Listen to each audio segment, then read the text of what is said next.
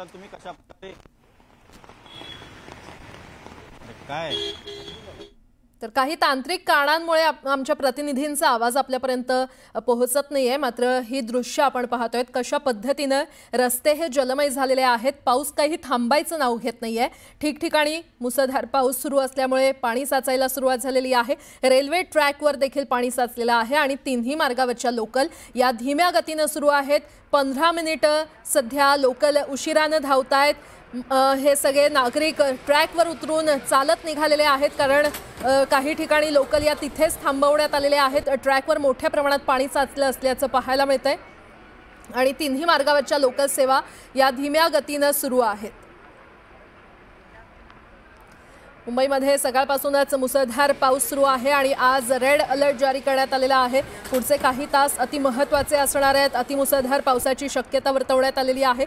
त्यामुळे नागरिकांनी काळजी घेण्याचे आवाहन करण्यात येत आहे। पुन्हा एकदा जाऊया, दादर रेल्वे स्थानक परिसरात आहेत आमचे प्रतिनिधी उदय जाधव। ते आपल्याला अधिकचे ताजे अपडेट्स देतील। उदय, वाहतूक सध्या कशा पद्धतीने सुरू आहे, काय परिस्थिती?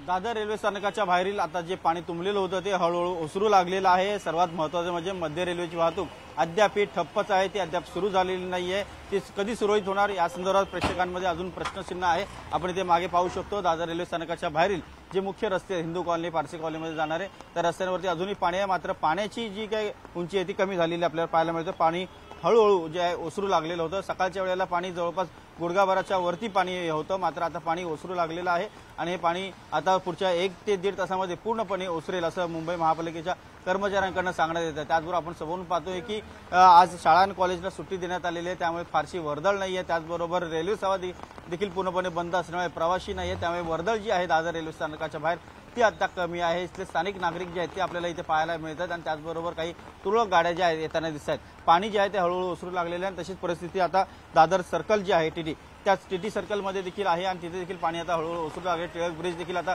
पूर्ववत सुरू झालेला आहे वाहतुकीसाठी आणि त्याचबरोबर वडाळा स्थानकाच्या बाहेर जे पाणी तुंबलेलं होतं ते देखील आता ओसरू लागलेलं आहे, कारण पावसाचा जोर जो आहे तो आता कमी झालेला आहे। सकाळी साधारणतः 10:30-11 वाजेपर्यंत पावसाचा जोर जो आहे तो मोठा होता, मात्र त्यानंतर मागच्या 2 तासांमध्ये पावसाचा जोर जो आहे तो कमी झालेला आहे। रिमझिम पाऊस आता मुंबई परिसरामध्ये पडतोय, त्यामुळे पाणी जे साचलेलं होतं ते हळूहळू कमी होण्यामध्ये वेगाने कमी होण्यामध्ये मोठी मदत निर्माण झालेली आहे। ठीक आहे उदय, धन्यवाद या माहितीसाठी। स्नेहा, तुमचेही धन्यवाद संपूर्ण अपडेटसाठी। तर आपण पाहतोय पावसाचा जोर हा आता काहीसा कमी झालेला आहे आणि मध्य रेल्वेची वाहतूक ही अजूनही ठप्प आहे। पश्चिम रेल्वेची वाहतूक ही थोडी उशिराने सुरू आहे। तिकडे विरार ते वसई रेल्वे सेवा 2 तासांपासून ठप्प असल्याचं कळतंय।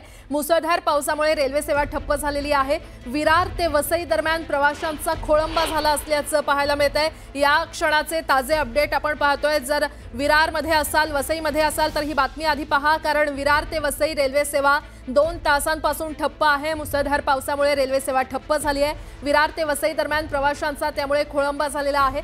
वसई विरारला देखील मुसळधार पावसाने सकाळपासूनच झोडपून काढलेला आहे। ट्रॅकवर पाणी साचले आहे आणि त्यामुळे विरार ते वसई रेल्वे सेवा 2 तासांपासून ठप्प असल्याचं कळतंय। मुसळधार पावसामुळे ही रेल्वे सेवा ठप्प झालेली आहे। ट्रॅकमध्ये कशा पद्धतीने पाणी साचलंय ते या दृश्यांमध्ये पाहायला मिळतंय।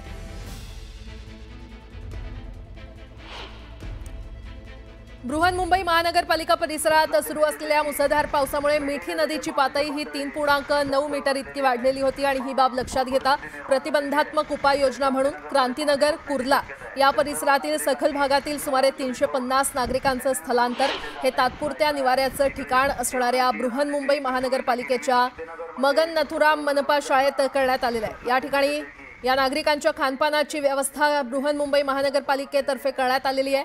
तसंच आता समुद्राची भरती ओसरू लागल्यानंतर मिठी नदीची पातळी देखील ओसरू लागली असून ही पातळी 3.9 मीटरवरून आता 3.6 मीटर इतकी झालेली आहे। तर मुसळधार पावसाच्या अनुषंगाने बृहन्मुंबई महानगरपालिका क्षेत्रात राहणाऱ्या सर्व नागरिकांना विनंती करण्यात येत आहे की त्यांनी बृहन्मुंबई महानगरपालिका आणि मुंबई पोलीस यांच्याद्वारे वेळोवेळी देण्यात आलेल्या सूचनांचं काटेकोरपणे पालन करण्याचं आवाहन करण्यात येत आहे।